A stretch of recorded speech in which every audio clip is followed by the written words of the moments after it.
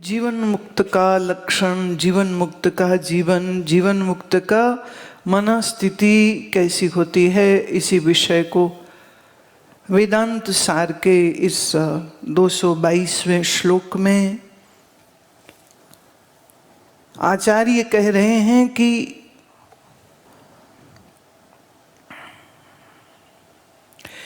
जो मुक्त पुरुष है, जो जीवन मुक्त पुरुष है, ज्ञान से पहले उसका जैसा आहार था,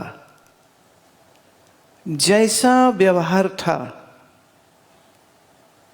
और उससे संबंधित जो दूसरी चीजें हैं, वो ज्ञान के बाद भी वैसी ही रहती।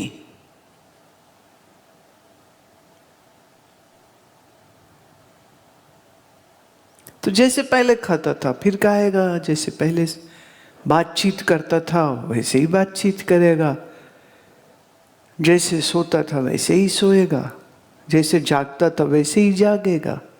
अब अगर इतने ही श्लोक को अगर आप पकड़ेंगे तो यूं लगेगा जितने संसारी विषयी तामसिक लोग हैं उन्हें लगेगा अच्छा ज्ञान के बाद तो कोई चेंज तो है ही नहीं, तो मतलब पहले भी चेंज करने की कोई जरूरत नहीं। पर एक्चुअली जो ज्ञान की इस सीढ़ी को चढ़ गया है, वो इस सीढ़ी पर चढ़ने के लिए जिन पायदानों से वो गुजरा है, उन पायदानों में उसका आहार, व्यवहार, उसकी वाणी, उसकी भाषा, उसकी बोली, सब चीज बदल चुकी है। अब वो ना वो विषयी जैसा है, ना वो संसारी जैसा है, ना वो तामसिक है, ना वो राजसिक है, लेकिन जैसा खाता था। अब देखो, आपका खान पान एक प्रदेश के अनुसार होता है, आपकी जलवायु के अनुसार होता है, आपकी भाषा, आपकी मातृभाषा वो भी वैसी होगी जैसे परिवार संस्कार आपको मिले रहते हैं। आपकी कुछ एक आस्थाएं कह लें, शायद वो भी वही रहें, लेकिन क्या बदल जाता है? बदल जाता है तो उसका अपने आप के प्रति दृष्टिकोण और संसार के प्रति दृष्टिकोण। जो उसके मन में ज्ञान से पहले शुभ वासनाएं थीं, शुभ वासनाएं थीं, हम तीर्थ जाएं, हम गंगा नहाएं, हम साधु जनों का संग करें, हम बैठ करके मौन हो जाएं, हम एकांतवास करें, हम वृक्ष तले बैठें, हम योगी यति सती जनों का दर्शन करें, ये सब शुभ वासनाएं। ये तो इच्छा ही है, पर ये वो इच्छाएं हैं जो हमको बांधती नहीं है, गिराती नहीं है और हमारे जीवन को उत्तर उत्तर माने आगे आगे और ऊंचा उठाती हैं। और रही बात कि अब वो शुभ कर्म करे कि या वो अशुभ कर्म करे, तो जीवन मुक्त पुरुष शुभ और अशुभ दोनों से ही उसका वैराग्य हो जाता है। ना शुभ की इच्छा है, ना उसकी अशुभ की इच्छा। जैसे आमतौर पर लोगों को रहता है कि हम ये करें तो पुण्य मिलेगा, वो भाग्य फिरते हैं पुण्य इकट्ठे करने को, ये मिलेगा तो पुण्य होगा, पुण्य का लोभ रहता है, अशुभता का भी एक भय होता है। तो ये शुभ अशुभ का जो जंजाल है वो ज्ञानी के चित्त में कभी रहता नहीं। ये एक चेंज हम कह सकते हैं कि अब वो डजंट मैटर्स।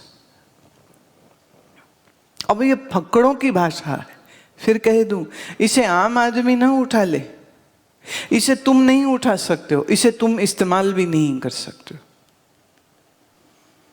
ये फक्कड़ की जीवन मुक्त की भाषा शैली हो सकती। जैसे एक ने कहा चलो गंगा नहाए, फक्कड़ कहता हम नहाए हुए, तुम जाओ। फक्कड़ कम्युनिस्ट होके नहीं कह रहा है कि तुम जाओ, अब उसको इसकी आवश्यकता नहीं है। जैसे जिसने पीएचडी कर लिया है वो बैठ करके 2x2 का टेबल थोड़ी याद करेगा। और कोई बच्चा पूछे कि हम 2 into 2 और 4 का टेबल और 6 का टेबल तो हम याद कर रहे हैं। तो जो डॉक्टरेट कर चुका है मैथ्स में, क्या वो इंटरेस्टेड होगा इस टेबल को बैठ करके लिखे या याद करे? कहीं से भी नहीं। शुभ में प्रवृत्ति एक साधारण व्यक्ति को जरूर होनी चाहिए। तीर्थ, व्रत, दान, संयम, नियम, दिन त्योहार का ध्यान रखना, घर आए विद्वान, ब्राह्मण, संत, महात्मा का आदर सत्कार करना, किसी अशुभ कार्यों में स्वप्न में भी न जाना। तो ये सब पैरामीटर्स जो हैं, ये एक आम संसारी, एक आम साधारण व्यक्ति के लिए तो बहुत जरूरी है, लेकिन एक ब्रह्मवेत्ता के लिए उसकी कोई अब आवश्यकता नहीं रह जाती।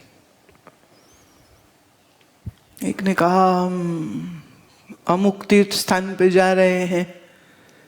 जीवन मुक्त कहता जाओ, हम तो जाने आने से परे हो गए। हो सकता है वो कुछ ना बोले, हो सकता है वो पलट के ये कह दे कि हमें इसकी आवश्यकता नहीं, तुम करो।